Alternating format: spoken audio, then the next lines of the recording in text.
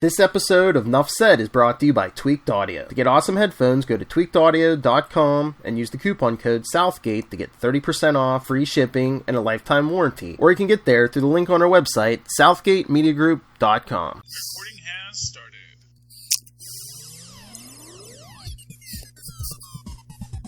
Hello and welcome once again to Superconnectivity. I'm your host, Charlie the Professor Esser, and with me as always is the blue-eyed bomber from the Burger Pits. Phil me and Perich. That's the guy. Hello, Philip. Welcome once again to the show. Hello. Oh, God. What a long, wonderful week it has been, and so many things have been going on. But, of course, first, we are recording on Friday. Wanted to say Saturday, but it's only Friday, because time blends. And when time blends, you get a new episode of The Mandalorian. That no one's talking about. And well, it just came out today. It came out, technically, Phil, it came out last night. What were you doing all day on a Friday? Working? Earning a living? Ha! No. Here's what I have to say about The Mandalorian. I don't want to go into spoilers. I don't want to... Because, first off, honestly, me and Maz are talking about this all later over on the Full Stream Ahead podcast. So I don't want to give away too much, but I do have to say, dang. So first season was the Magnificent Seven. I think this season is the Dirty Dozen. Yes. You know, and we're immediately going into that, and man, this episode is called The Tragedy. It is the tragedy, but at the same time, there is a quality to it that is masterful. And also, I have to say, there is a longing, a sadness to it, because when we have the dedication of the Mandalorian to Grogu, the child, we have something in this that I think moves outside of the overall story and gives us a characterization that I think is beautiful, but at the same time, you're also hit with the Wookiee paradox of it, which is this idea that, you know, given how long Wookiees live, Han Solo is basically like Chewie's dog that he loves with all his heart, but he knows the whole time that dog's going to die and he's going to be without him. But at the same time, Grogu is just a kid, so it's like he has Old Yeller. And Old Yeller is the Mando. But at the same time, so there's a meme going around. I don't know if you've seen it, but it's basically this idea that Grogu, as an elder Jedi, is teaching young Padawans, and about essentially what I've said from the beginning about the balance of the Force. That it is not that you can't have attachments; it's that you must understand attachments will leave you, will rejoin the Force. And you have to be willing to let them rejoin the Force. You can't be holding on to them. And it's beautiful, and it is this idea that I've said from the beginning that, you know, that Mandalorian way, that this is the way. This is how you get to that point, is what makes it a good story and a good character to tell. And I don't know, I'm hopeful for what happens next. I mean, obviously this is actually I don't know if it's the penultimate episode. No, I don't think. Well, the list I've seen, it looks like there's at least 2 more episodes, because I think wasn't season 1 8 episodes? Yeah. So this is the pre-penultimate episode. Yeah, this was episode 6 today. So that's what I'm thinking. So because I think if you do that, so if 2 more weeks, that'll take you to the week before Christmas. So yeah, my biggest annoyance about this is that if they are doing a Dirty Dozen story. We can't get back Zero now. Who was voiced by, I'm forgetting his name, but his last name is Alode. He's the guy from IT Crowd, which is one of the funniest shows you've never seen. Or maybe you have seen it, you know who I'm talking about, but he is great as the voice of Zero. They brought him back for the Frog Lady bit. And because of what happens in this episode, we realize, oh, we're not going to get that character back, are we? And that's... which, again, just feeds into that whole idea of the disposability of droids. And that, we can love them. They are, in many ways, ironically, much like how Goku may see Mando, how Chewie saw Han, they are transitory beings in our universe. We know what the life cycle is. Because, for what it's worth, when you think about a mechanical being, we always like to think about mechanical beings as these immortal beings. But obviously, if they can't be maintained, they're not immortal beings. In fact, they have a very short lifespan. If you think about any vehicle you've ever owned that was more than 10 years old, that vehicle needed a lot of work to keep it running, Yeah. I mean, R2 and C-3PO, they're central characters. They're getting the best droid service you can buy because people feel that attachment to them. But, most droids live that, 20-year life cycle. That's their lives. That's their existence. That's, tears in the rain, as that guy from Blade Runner said. But at the same time, it actually makes sense that, no, you don't want these things to have you want them to have a designed-in obsolescence because it just works out better that way, They don't have a learning curve, so it's not like they need, a teenage year and a juvenile year. They just need to be ready to go from day one, and we'll take it from there. So that's a sorrow. But Zero is probably not coming back. As so many droids that we've loved, including Assassin Droid. What's the Assassin Droid's IG-88 isn't coming back. No, I think it was IG-11. IG-11. Yeah, I think it was 11. Yeah. Yeah. Oh, okay. So Boba Fett worked with IG-88. IG-11 was an earlier model, and that's what we were dealing with there.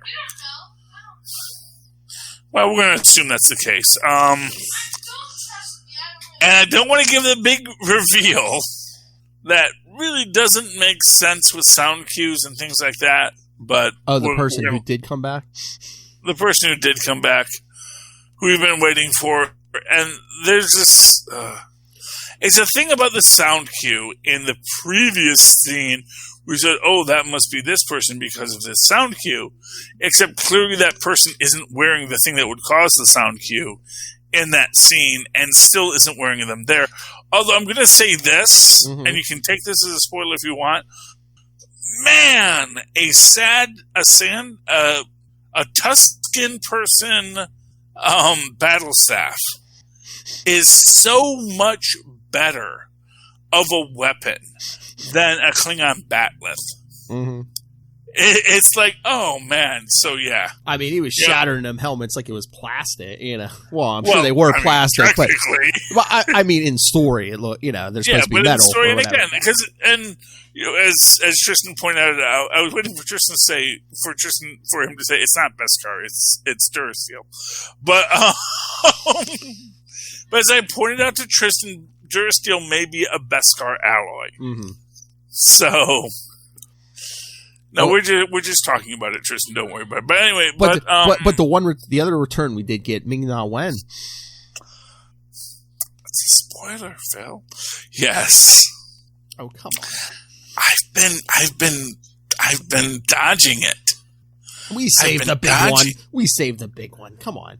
Yeah. Well, yeah. Honestly, I think Ming-Na Wen is the big one. I mean, Linda May herself is back and is still the cavalry. Yes, which she's not, because she's not a mounted trooper.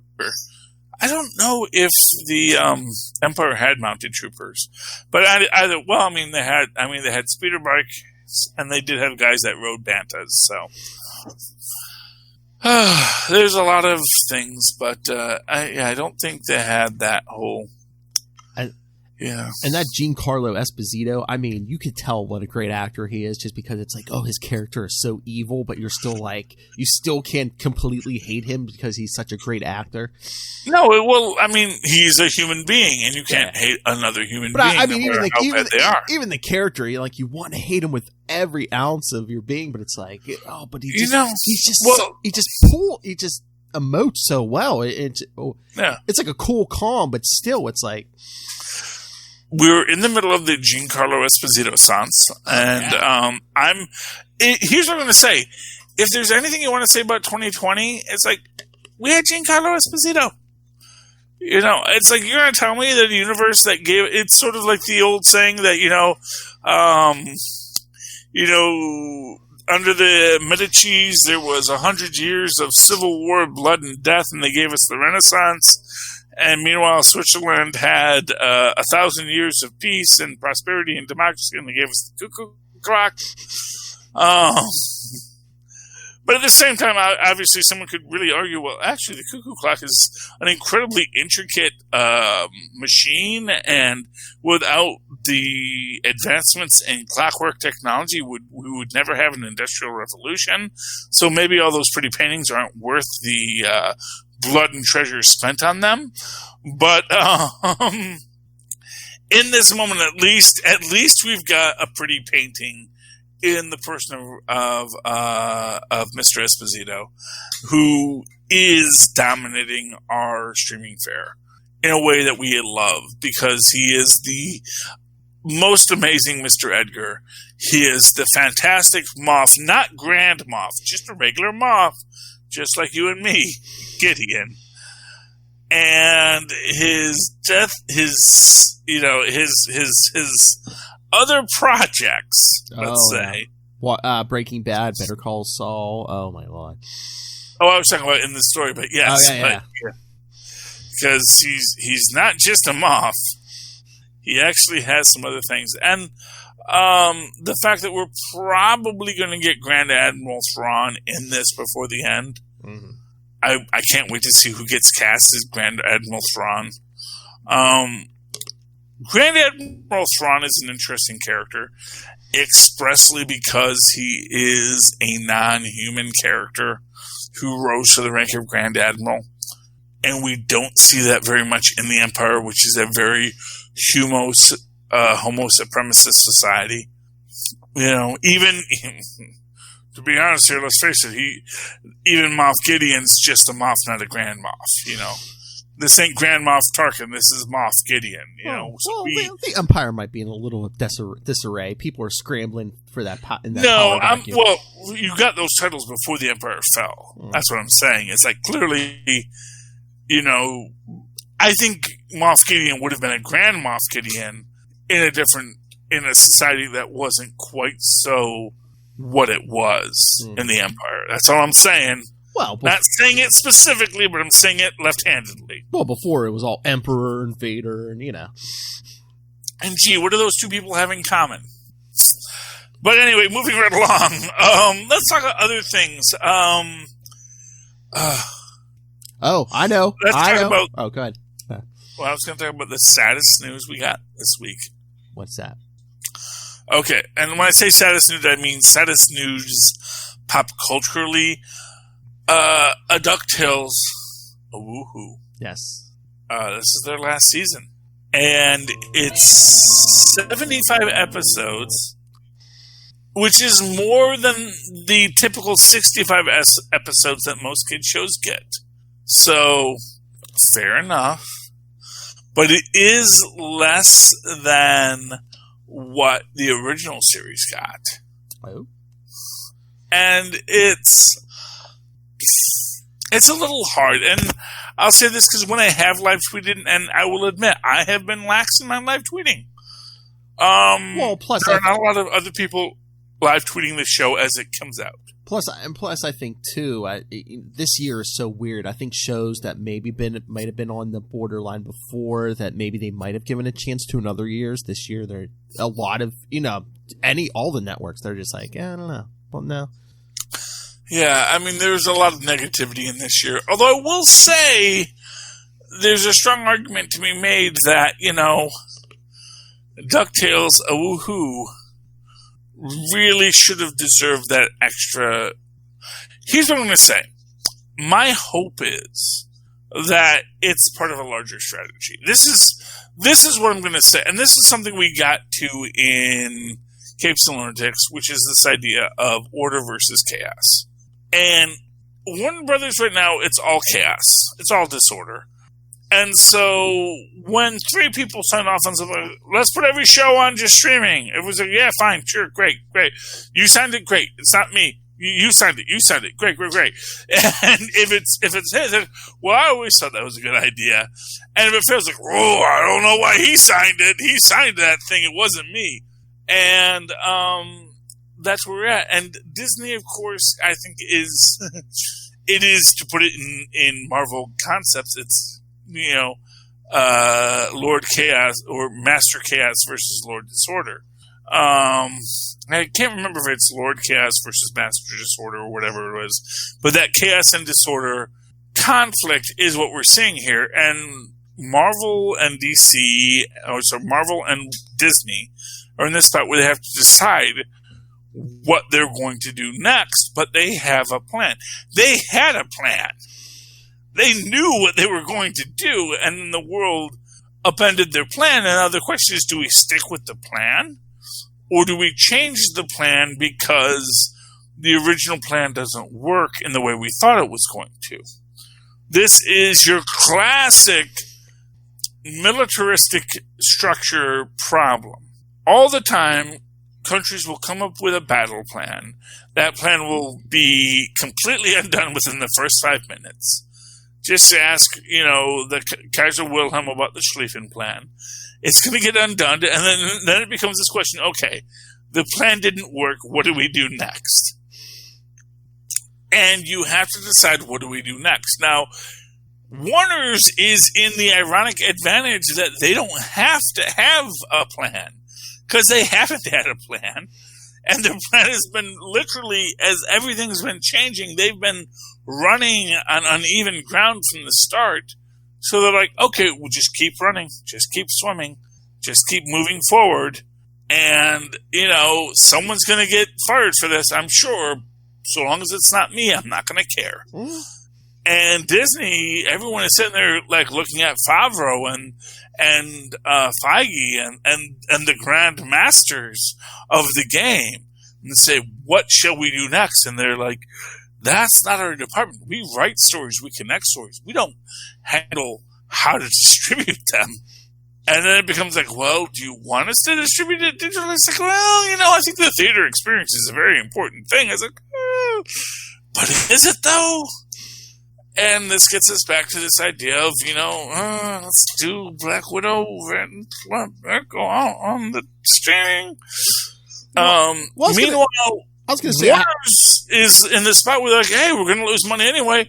And maybe now people are going to subscribe to HBO Max. You don't already get it for free because we already dominate a huge section of the landscape.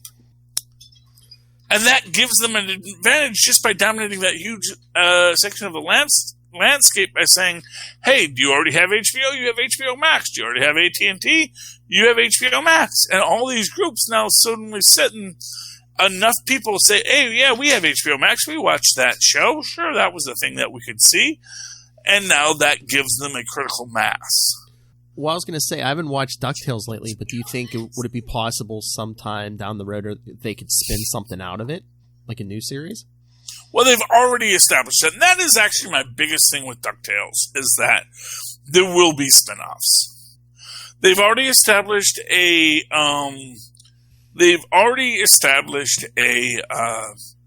Darkwing Duck. And to be fair, that's the thing, is like, Darkwing Duck and DuckTales, they didn't really have as much crossover as people think. Mm-hmm. Because it was like later in the DuckTales universe that Darkwing Duck came out. And then very similarly, DuckTales went off the air when Darkwing Duck came on the air. So There was overlap. I'm not going to say there wasn't overlap, but there was overlap, but it wasn't as much as you think. And I mean, do you think maybe someone in Disney's thinking, oh, well, let's double down. We're dominating the superhero field right now, and it's like, maybe this will get some kids to, wander over to Marvel. Well, and to put it to you very simply, I think a big part of this is just this idea of let's encapsulate it and put it on Disney Plus, because right now, DuckTales isn't on Disney Plus. Yeah. And this idea is, well, let's move it all to Disney Plus. If we put a cap on it, we can move it to Disney Plus. Mm-hmm. And once it's on Disney Plus, we can do the movies, we can do the specials. Maybe we'll release the movies exclusively on Disney Plus. We're going to explore that. But more to my point is I think that there is this expanded Disney Afternoon universe that is still in discussion. And I think it's this question of, for Disney, okay, so we have the Darkwing-averse. So let's say the next story we're going to build out is the Darkwing-averse. Once we build out the Darkwing-averse, what's next? And is it the Rescue Rangers? Or is it, and this is my pitch, from the Darkwing-averse, once we get into the depths of Fowl, we're going to start exploring which I do believe that the depths of Fowl will lead to Shere Khan. Shere Khan is the mastermind behind Fowl because he is a Lex Luthor character. Mm-hmm. He is both the public face of Khan Industries, and he has that big, here is money, you poor people, ha ha ha. And I am a big philanthropist, and everyone loves me, for I am Shere Khan. But at the same time, he is a tiger, and in his backstory, he has this darkness that he is secretly running foul. Because as I have pointed out, in the introduction in the first adventure, it is suggested that Fowl was created by Bradford, but actually, clearly, someone else tells him to call it Fowl, which suggests that Fowl already existed, and from the secret case files of Agent 22, before she was Director 22, which is Ms. Beakley, Fowl had already existed by the time we get to that first story. So clearly there's a deeper story, a backstory that we haven't explored yet. I believe Shere Khan is in the center of it, which is going to open up Cape Suzette, which is going to open up bears into the story, which leads me to my pitch for the big Disney Afternoon Universe reboot story, which is Sunny Bear, which is the idea of Sunny Bear as the last of the line when she discovers she is the last of the line of the gummy bears and now must reconstruct the gummy bear line. It's sort of a, last girl, chosen one kind of story where she finds out she is in fact the last of the gummy bears, but now must recreate the gummy bear line and find the other gummy bears that do still exist but are in hiding. Because, as they say, the ocean's just an itty-bitty pond with gummies on the other side. So, yeah, that's my pitch. I think there's so much more they can do with the Disney Afternoon Universe. I hope the end of this isn't the end of this, but we'll see what happens next. Okay, you want to talk comics, Phil? Yeah, let's talk some comics. Let's talk comics. Let's talk. Let me lead with the best one this week. Modok #1. Ooh. I actually specifically went and got the Scotty Young cover because I had the other cover, which was okay. It was okay, but I said the Scotty Young one's there too. And you know what? I actually think the Scotty Young one does work because honestly, this is a great book. Mm-hmm. This is a great book. It is written by Jordan Blum, who I'm sure did the heavy lifting, with Patton Oswalt, who I'm sure came in and said some things. I'm being mean to you, Patton, because you're a very famous comedian, and I'm sure Mr. Blum needs to have the respect he deserves. And that's where we're at. And we open up, and this is very much clearly tied to the upcoming Patton Oswalt Modok series. Yes. And the plot line is essentially that, AIM has been reconstructed after, what's his name? Sunspot's character essentially bought out AIM because they ran themselves as a corporation. So, yeah, the problem is when you run yourself as a corporation, you put yourself open to buyout. I just bought you out, and now I own all the assets. And as much as you supervillains think you run it, actually you don't. But this is in the aftermath of all of that. And, of course, by the way, the thing I loved best about King in Black this week, and go over to Capes and Lunatics to learn about what our thoughts on King in Black was the fact that Krakoa stepped up. Oh, yeah, the X-Men, yes. Yeah, we weren't expecting Krakoa to step up, but they stepped right up. Mm-hmm. And in this moment, we see, by the way, I love Rhodey War Machine showing up here. That's a cover you want to tattoo. Comes up because Modok keeps on getting distracted by these memories of this life he could have had. And we also get a lot of references to George, which I'm going to say this right now. If they go that much into who George was, the guy who became Modok, you pull that person into the story, I think that becomes a really deep story. Oh, yeah. A deeper story than I think anyone has ever considered for Modok. He has his wife and his daughter, and his daughter's a Modok too.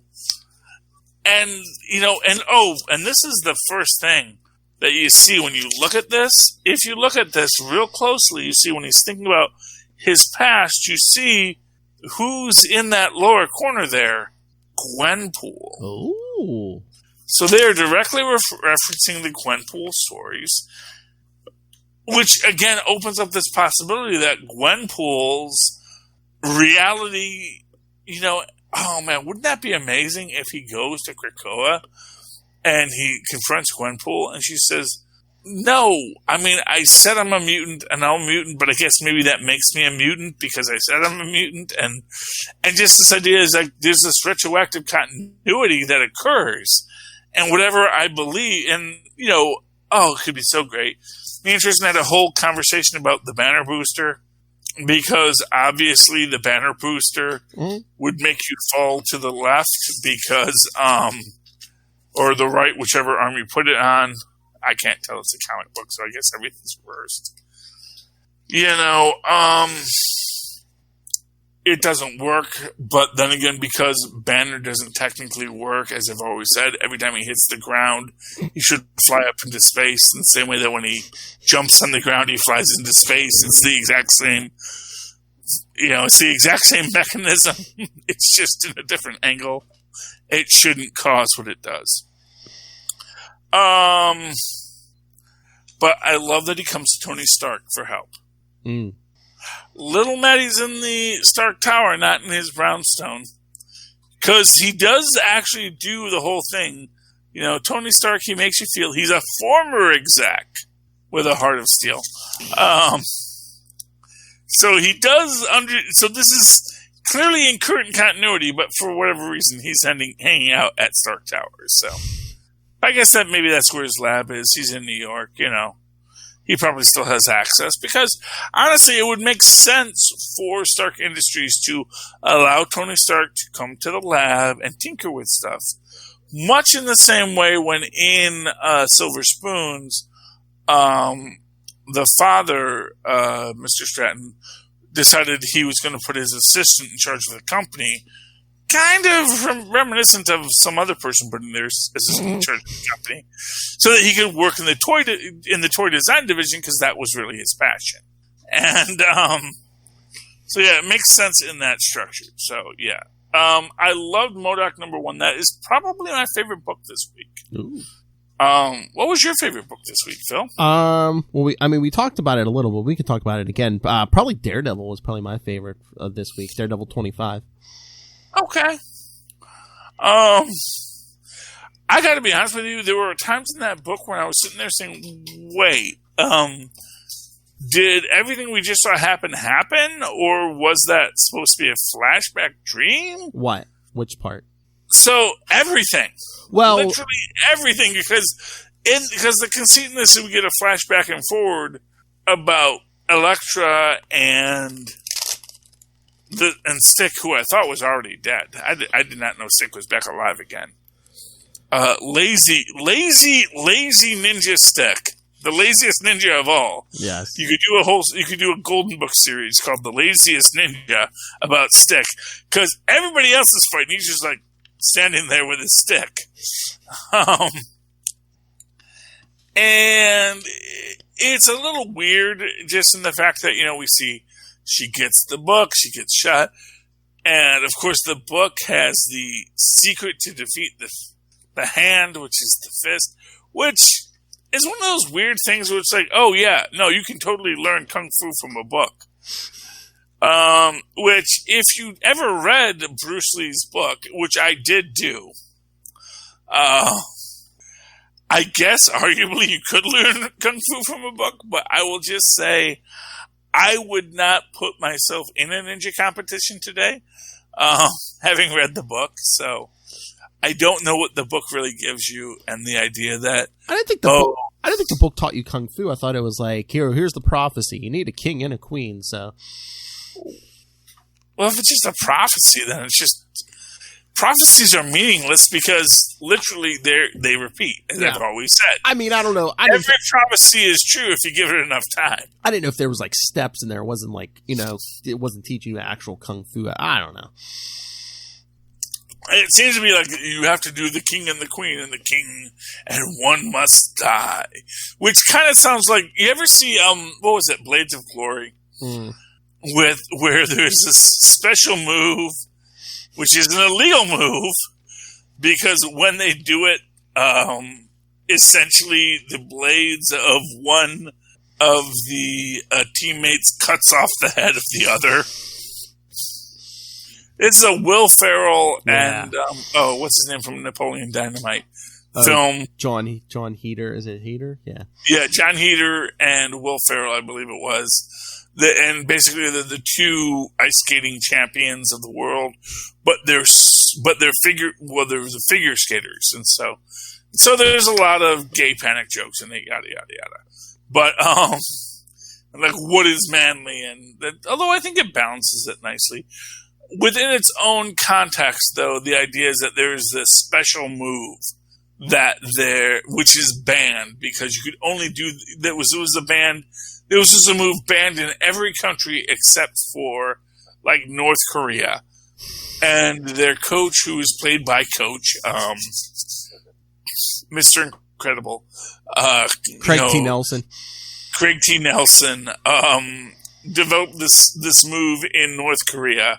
But of course, when they do it, then, because it's essentially one person throws the other person in a certain way, and it's really beautiful, but what happens is if you do it just wrong, your blades cut the other person's head off.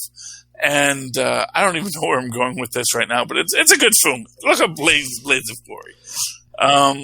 In this moment, though, Daredevil, I was half expecting her to wake up, and because she says, "Oh, I had this dream about Matt," and I'm thinking, wait, was all of this? No. You know what I think that was? Because in here she reveals she knows he's Daredevil. Because remember, the mind wipe, everyone forgot. I think that whole thing was like, the whole thing was Stick. She got killed, and he, again, she got brought back from death before. I think he even said she wasn't completely dead, but he kind of brings her back, and I guess that kind of leaps her over the mind wipe. Yeah. Which I understand. And I did get that idea within it as a structure, but it just, at a certain point, I'm like, okay. Well, and again, weirdly enough, she owns Hell's Kitchen, which is a weird thing to own, because it's not like it's a thing you can own. Yeah. It's like a bunch of different independently owned buildings, but now all the buildings are owned by one person. It's a weird concept when you think about it too deeply, especially since Port Authority is in the middle of Hell's Kitchen. So immediately, like, the city of New York actually holds a lot of those leases. And even this idea that, it's the one blighted place still in New York. It's like, have you been to the Bronx? Or to make Ultimatum's point, have you been to Brooklyn? Yeah, but I mean, it's important to Matt Murdock because that's where he grew up.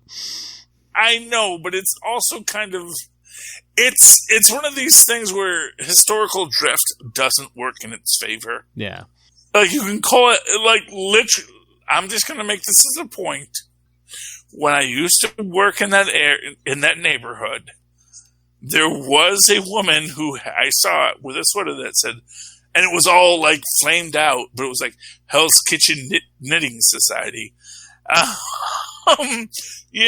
Hell's Kitchen Knitting Society, I'm sure, is a real thing filled with lots of people who love to knit, who live in the Hell's Kitchen area. I don't think that is what is meant by Hell's Kitchen. And it's like, at a certain point, this entire fighting for this neighborhood, well, I understand the larger context of gentrification. Hell's Kitchen becomes a really lost battle in this story.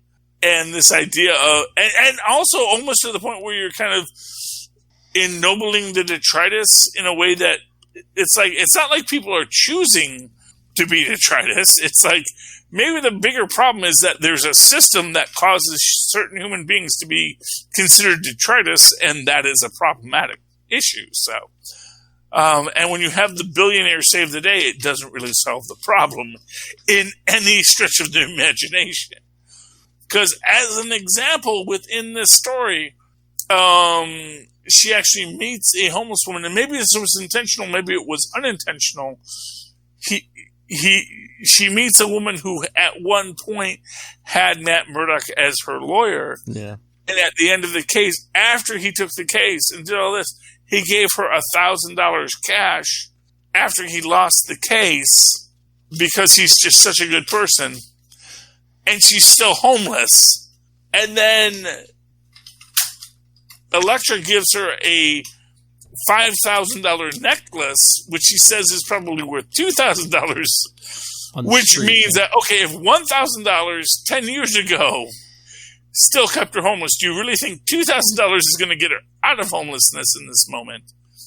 And more to the point, it's like, I would much rather than her being this person punching people, and I say I would much rather in the sense that I would much rather as a story point that we can look back into later is how she parlayed her economic experience and knowledge into rebuilding Hell's Kitchen in a way that did not disincorporate people. Like if she built Hell's Kitchen into a place that aided people rather than, I guess I own everything now, and here's you had $1,000 before, here's $2,000 now. Fix everything on your own. It is just, I mean, I get how you might see this as a good story. But at the same time, I just feel it's just like so. But I mean, again, Charlie, I mean, it's a first step. I mean, let's say she just showed up, and two, I mean, you walk by a homeless guy on the street, you give him $5. I mean, that's not going to change his life, but does that mean you don't give him anything, or But to be fair, I don't have $1,000 to give him. Well, I said $5. Would you give him? Yeah, well, that's my thing. If I give him $1,000, I hope good things will come to him. But obviously, I can't expect that either. I mean, and to be fair, that's why it's actually a structural issue, which is why you have to fix the structural inequality that allows Elektra to buy half a block out from under people she just stole money from. I mean, and again, too, I think this is day one. She's showing up in day one. Maybe somewhere down the road, in between punching people out, she's going to maybe do more public works or something. But I hope so. But I mean, she's been out of the world for years. I mean, between being in Ninja Clans and being dead and... Yeah, and to be fair, I mean, this is the thing. It's like, this is the hope with Wilson Fisk, is that there is a quality to him that is going to say, I want Elektra to succeed. I want to work with Elektra to have this balance between, our underworld and our successful world. I want to build a world that's better for all of us. My question is, why is she wearing a Daredevil suit? Is she just trying to build herself as a symbol? Because because clearly you see on the paint of the building, we all are Daredevil. Yeah. Because obviously and like I said, I mean, obviously in the Marvel universe, Hell's Kitchen, where the Port Authority is still an under-policed, section of Manhattan Island that is just allowed for the detritus. Sure, why not? Well, again, you got to say, if supervillains hitting another part of the city, where are the majority of the cops going to go? I mean, honestly, I don't know. I do not know how. I mean, to be honestly fair, one of the things that HBO's Watchmen really did was explained how when the squid hit Manhattan, that hurt Manhattan as a neighborhood. No one really wanted to live in Manhattan anymore. I think that, quite frankly, once people start dying because goblin bombs are falling, people are going to be like, maybe the neighborhood's going to go downwards. Maybe that is the explanation for why Hell's Kitchen is still Hell's Kitchen. Well, look a few issues ago. I mean, there was an attack by a bullseye and crossbones. It's and the rhino. Oh, and everything just got covered by freaking symbiotes this week. So true. I mean, no one is sitting here saying, "Oh yeah, no, this is a great place to live." And so I can get how maybe that's the slow motion version of what we saw in Watchmen, and so maybe that explains it all. But at the same time, the entire idea of, fighting the gentrification, it's kind of a weird thing because it's almost like we have to preserve the peasant class rather than lift up the peasant class. And that's sort of where it gets to be problematic, That's where my communistic communistic leanings start to great, because I'm like, okay. But yes, it's a good story. I like it. I like that Elektra is now Daredevil. I think that's going to last probably as long as Jane Foster did, which is great. It was a very popular character, and I can see, because they've already said he's in there for 2 years. But again, comic time, is that going to be 2 years? I mean, and even if is he going to get out early for some reason? It depends on the sales, Philip. Exactly. If the sales are high, 2 years will be 20 years. If you let it. That's the thing. That's comics timing. If you let it, 2 years can be 20 years. And you think if the sales aren't there, then it'll be okay. It's 2021, close enough. And if he sits in a cell for 2 years, does that mean Mike's going to be living his life for 2 years? Pretty much. That was always his intention, which is its own weirdness. I mean, and I'm just like, honestly, that we built up Mike and we didn't do anything with Mike. It's annoying. Although I guess maybe what they're going to do is they're going to have Mike and Elektra have a connection. Maybe.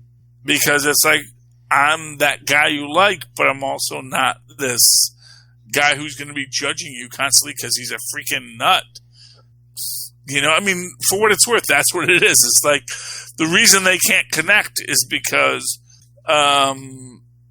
Daredevil is always like, oh, I'm all judgy of you, Elektra. You can't kill people, yada, yada, yada. It's like, dude, we're superheroes. What are we supposed to do? It's that Catholic guilt. It's going to be collateral damage. That literally, Daredevil is like, I will go to jail for 2 years because of my collateral damage. It's like, I don't think you understand any of this at all. I think that you are really, and honestly, she calls him a martyr. I think he's a martyr. I think he wants the punishment. It's almost Catholic guilt. Look, I'm Catholic. I don't have that much guilt. But look. Granted, I've never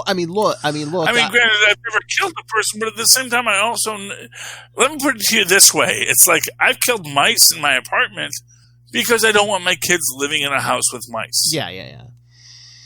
And at a certain point, it's like, I have to make the choice as a Catholic to say, you know what, some things I have to understand are part of the universal structure. And if whatever else you're going to say it's not a part of the universal structure, and it's like, I'm sorry, everything's part of the universal structure. That's what it is. So anyway, that's Daredevil. Okay, I'm glad you liked it, Phil. I liked it too. I'm not going to say I didn't like it. It is not a book that is... I get it. You know, it's not a book that's and honestly, all the time jumps in this kind of bugged me. Yeah. Especially when they give this cliffhanger when the king won, because they actually implied that it had to be the king to die, and actually said one of them must die, which is also like... Well, that's what I was getting... Well, here's the thing, is it... Did she make sure he stayed in prison so he gets killed, or did she keep him in prison to keep him safe? Well, she kept him in prison to keep... Honestly, I think she wanted to do it, and she was willing to risk. She was willing to flip the coin. Yeah. That one of them would die, and she'd be okay if it was her, because it wouldn't be the first time anyway. Yeah. I think that the issue with her letting him... She wants to earn his love, which is honestly, for me, just kind of a creepy thing to have as your central theme. Just this idea that, oh, I have to prove myself worthy of his love, when I don't think Matt Murdock is that much of a catch. I'm going to say it. I think he's kind of a really bad person to want to be with. I think he's a toxic guy that if your whole thing is, oh, I need to be with him, it's like, sweetheart, maybe you need to reevaluate your life choices. I mean, he does have big issues with women, I think, you know, just the way his mom left, and definitely after Karen Page died, but I don't know if she's even looking for his love. I just think it's something like, this is someone who meant a lot to her back in the day, and I think she feels like maybe at this point, maybe that she failed him when she was working as an assassin or whatever. So now maybe she's trying, not even for him, maybe she's just trying to redeem herself in her own eyes. I mean, there's lots of possibilities. I'm just saying, girl, you can do better. That's all I'm saying. Like, Elektra, you can do better. And again, like I was saying, maybe she's doing it for herself. He's going to say, Bucky Barnes is available. I don't know. Sometimes the Black Widow, him and the Black Widow. Well, I mean, oh gods. Oh, that mess. those stupid. Why would they do that? Why would they? I love you with all my heart. So obviously, you're the most important things to me.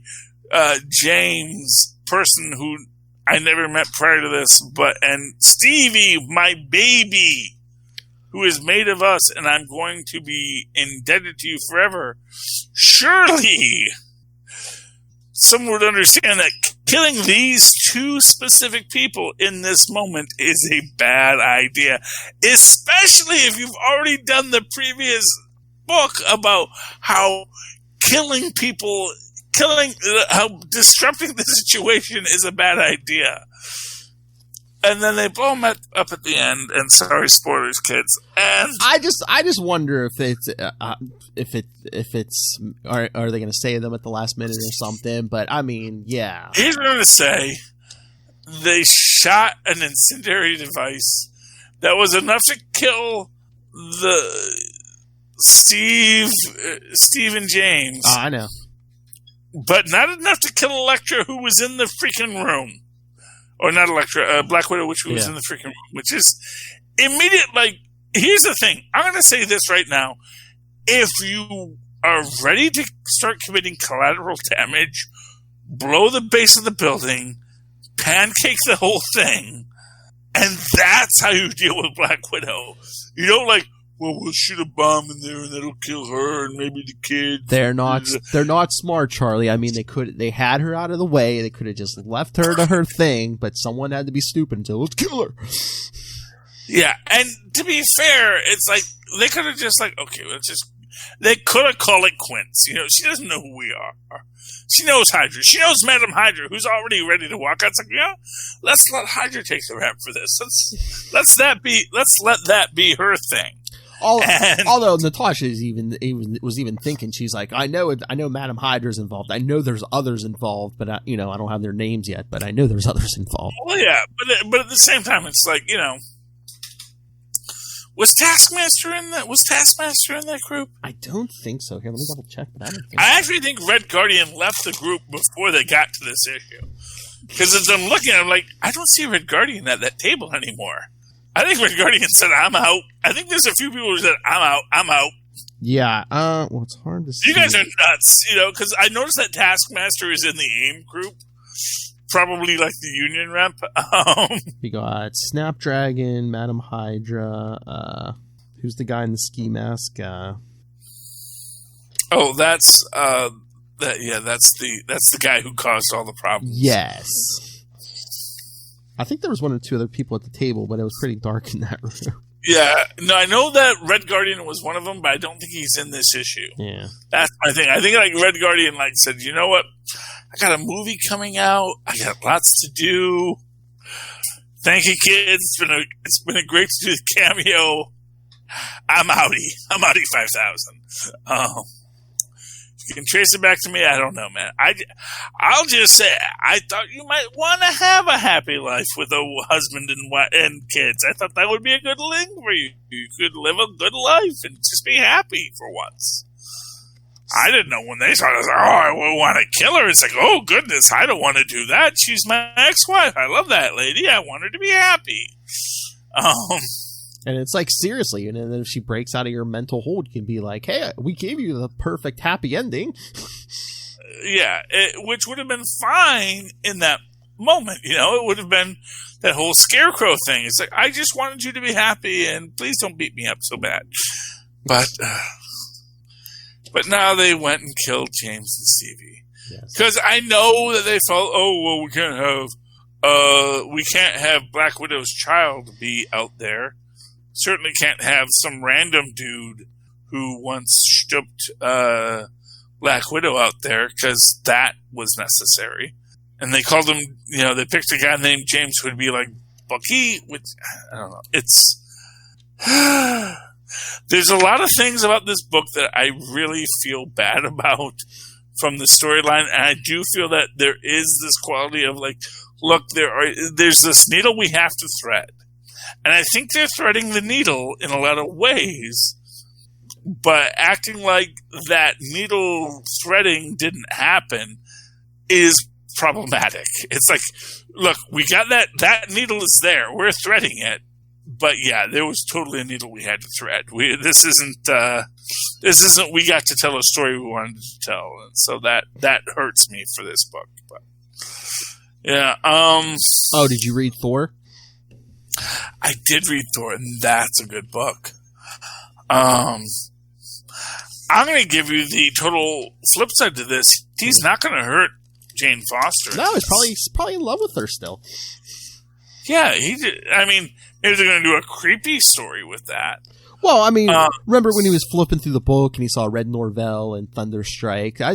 He's probably going to look at Jane and be like, "Oh yeah, the Asgardians mess with you like they mess with the rest of us." Well, exactly, and that's the thing. It's like, I do think, and here's a weird, interesting thing. When he takes the helm off of a Beta Ray Bill, he turns him into normal Beta Ray Bill. Yeah, but that's not normal Beta Ray Bill. The shade is actually the fake Beta, is the normal Beta Ray Bill, where he gets to be a normal person. He was genetically altered long before Odin. Oh, yeah. To be, Horseman. Mm-hmm. So it really shows the lack of insight of Don Blake, which I think will be his eventual undoing. But that's originally when Don Blake disappeared, because Odin took the enchantment off of Thor and put it on Beta Ray Bill so he could transform back to his normal self. Even though he had been enhanced by his people in the horror's face. Yeah. Which I understand, but within the context of the story, and assuming that the writers read the books, what he did was actually put the enchantment permanently on Beta Ray Bill. Yes. And then took his true self into himself, the same way that he took a part of Jormungandr. So now he is both god and dragon. Scary. He's now also genetically altered alien race superhuman. But yeah, I mean, I like it. I like how it ends. It seems to be the perfect balance.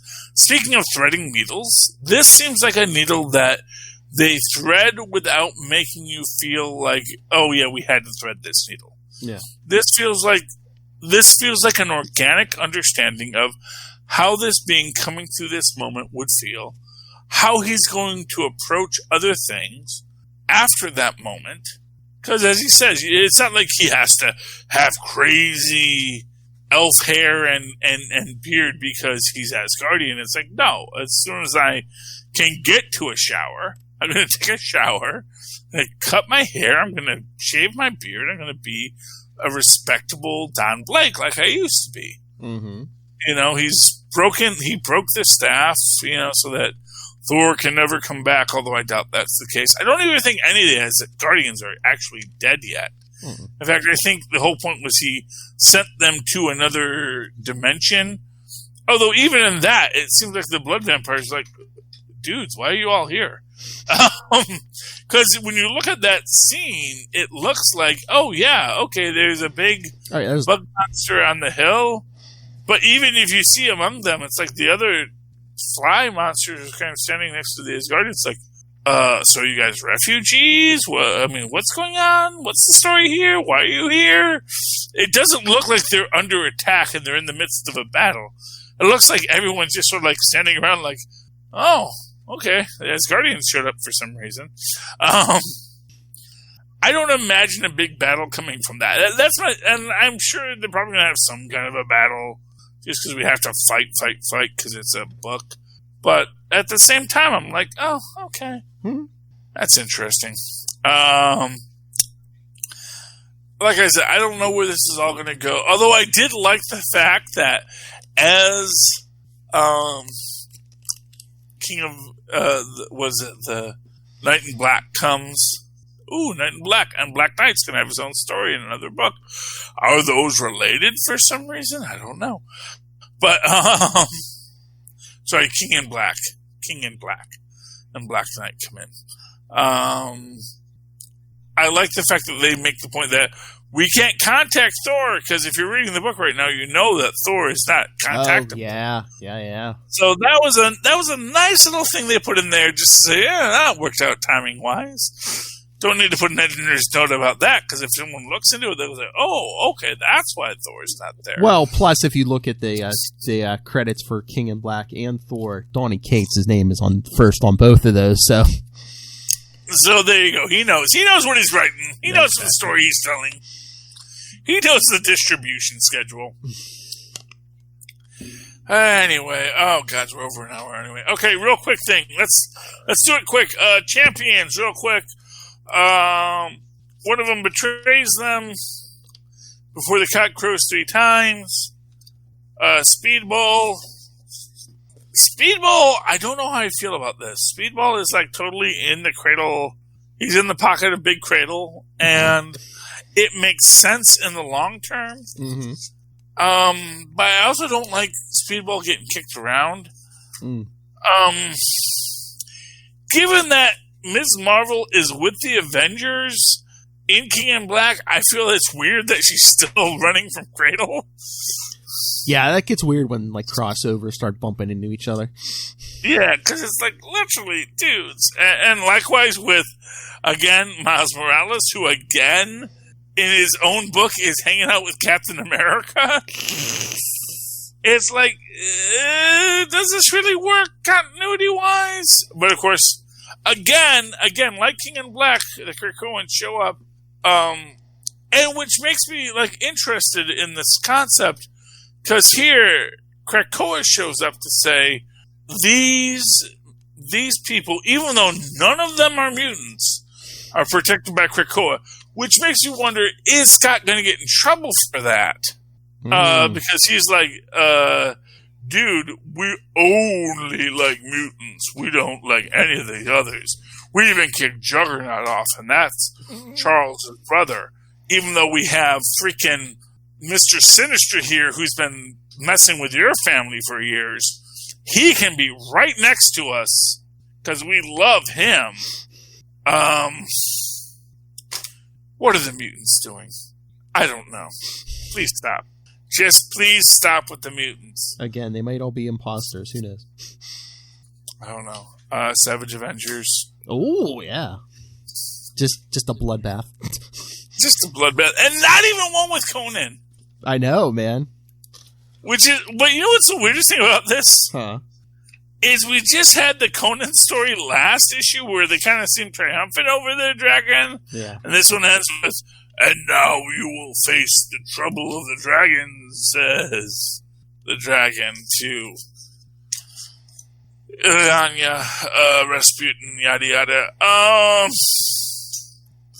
I like it in general just because you get a nice bit with you have the last stand of the cops as the Shimaggorath possessed people are coming.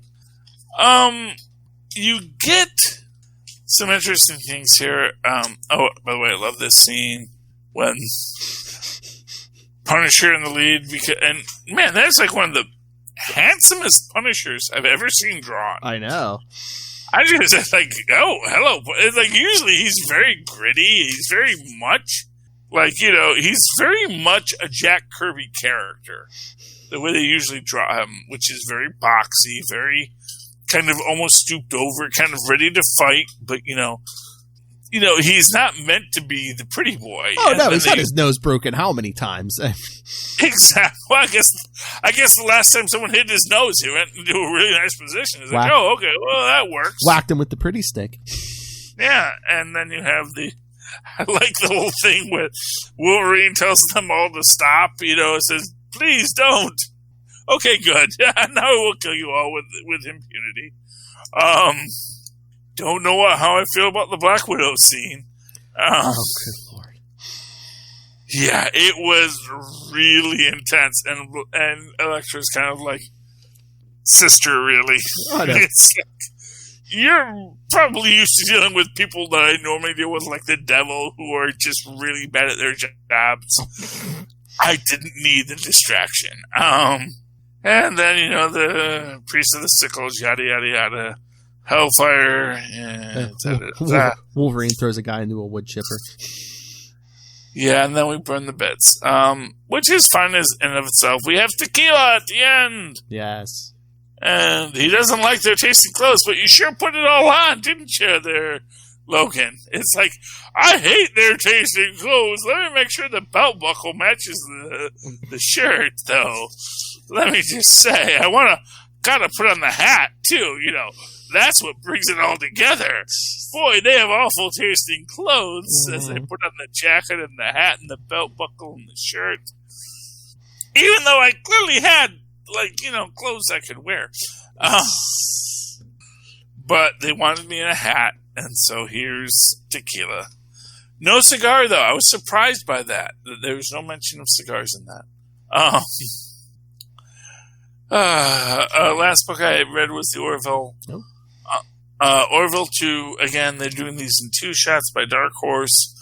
I like it. I'm trying to figure out where it is in the story structure. I do think this is the older security officer who has the super strength. And basically what it comes down to is, so she's been pretending to be this Zorro-like character in it, but basically because the other aliens know, she's probably from a planet with high gravity, and yada, yada, yada. And she's also one of the civilized races that just isn't going to kill people. So I can do whatever I want. And then that leads to the death of her friend's parents. Gee, where have I seen that scene before? Yeah. And so when our hero is captured, when the evil beings are doing their thing, someone who's wearing a mask comes up and stabs them because she ain't playing no more. Because that was the whole thing. It's like, we ain't playing no more. And essentially what happens is now this planet has a Batman. Or Zorro, however you want to call it. But, and it makes sense. And, man, I wish I could look back and see what book she's talking about. But she says the captain gave me a book that says there are no heroes. You just, live long enough to become the villain. And that's actually pretty much sums it up. So I enjoyed that. I think that's all my books this week, Philip. Anything you got? Anything else you want to talk about? I think that's it. Talk King in Black, talk Daredevil, talk Miles. Yeah, that's all the books I read. Oh, yeah. Okay, Philip, so any final thoughts before the end of this night? No, I think that's it. Okay, well, Philip, every so often I have a hard time hearing you, and that may be because I do not use high-quality headsets like you could get over at tweakedaudio.com. Now, if you go to tweakedaudio.com, you're going to find a wider range of really good headsets, both wired and unwired, if that is your desire. And likewise, you can use the coupon code Southgate upon checkout to get a discount on whatever you buy.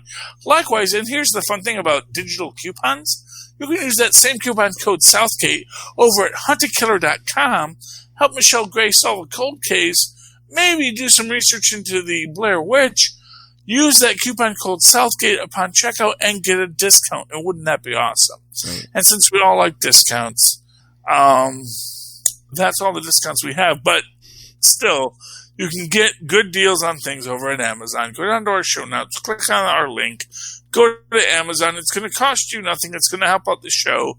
And you can buy whatever you want that Amazon has to offer. Among other things, the book, Podlife, the book, written by the Southgate Media Group, which tells the story of why people podcast, what it means to be a podcaster. This is the kind of book that, I'm going to tell you right now, 30 years from now, you're going to go to a university, you're going to see Podlife, the book, on your syllabus in modern media studies. Because it's a book that's going to explain to you what it means to be a podcaster. And if you've ever been interested in this field, this might be a book for you. It is available in paperback. It's available in digital download. We're working on getting it into a audiobook. As I've said, Rob needs to threaten people to let me record the audio rather than the original author, and then they will definitely jump up because I would not be a good choice. Anyway, that has been this episode. Phil, if someone would like to contact you on the social media, how can they do so? If you'd like to contact me or anyone else on the team, you can always email us, capesandlunatics@gmail.com, or call the voicemail 614-382-2737. That's 614-38-CAPES, and you can find links to all of our social medias and the YouTubes. Everything is at one place, Linktree, linktr.ee/capesandlunatics. And, of course, you should follow Lilith Hellfire at Lilith Hellfire69 on Instagram. Just because I don't do anything with my Instagram, but Lilith might do with hers, so do that. And in the meantime, if you'd like to write to me in that old-fashioned email way, the way our Maz and Pops once did, do so at superconnectivityblog@gmail.com. That's superconnectivityblog, all one word, at gmail.com. And, of course, follow me on the Twitter. It's a live tweet. The last few episodes of Ducktales, Monday nights at 7 p.m. Ducktales, woohoo, at Charlie Esser. That's CharlieEssescr. Look for the two E's in the middle for quality. Ding. Thank you, Mazen. Thank you, Tristan, for singing along with me. That's you. You're Tristan. Well, that's Fred Sanford and Lamont. That's Sanford and Son. It was a show from the 70s. Anyway, ladies and gentlemen, thank you for joining us once again for Superconnectivity. Join us next week when we will superconnect it all once again. Good night. Good night. Goodbye. I think I should have put more wax in my mustache this week. That's the Red Fox, son. Well, see, I put in the Clubmans I also put extra water into it. And I have the other one that is the softer wax, which also falls apart. And I think I put enough water in it to make it like as light as the other. But sometimes I put the stuff in and it's a little too